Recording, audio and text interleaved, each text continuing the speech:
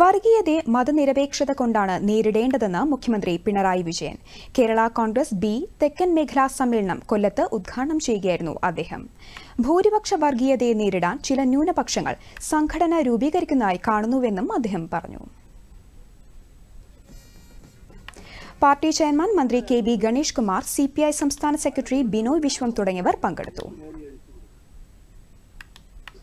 അതിൽ നേതൃത്വം കൊടുക്കുന്നത് പലയിടത്തും സംഘപരിവാറാണ്. തുടർച്ചയായി നടന്നുകൊണ്ടിരിക്കുന്ന കാര്യങ്ങളാണ്. ഇപ്പൊ ഭൂരിപക്ഷ വർഗീയത രാജ്യത്തുണ്ടാക്കുന്ന ആപത്ത്, ഭൂരിപക്ഷ വർഗീയത നടത്തിയിട്ടുള്ള അക്രമങ്ങള്, ലഹളകള്, അതിന്റെ ഭാഗമായി കൊല ചെയ്യപ്പെട്ടവര് എല്ലാം നിരവധിയാണല്ലോ. ഇതിന് മറ്റൊരു പ്രതികരണം ഉണ്ടാകും. ഇതിനെ നേരിടണം എന്ന ചിന്തയില് ന്യൂനപക്ഷത്തിൽ ചിലർ ആ തരത്തിലുള്ള ചിന്തയോടെ സംഘടന രൂപീകരിക്കുന്നു. ന്യൂനപക്ഷ വർഗീയത നാം കാണേണ്ടത് ഒരു വർഗീയതയെ മറ്റൊരു വർഗീയത കൊണ്ട് നേരിടാനാവില്ല.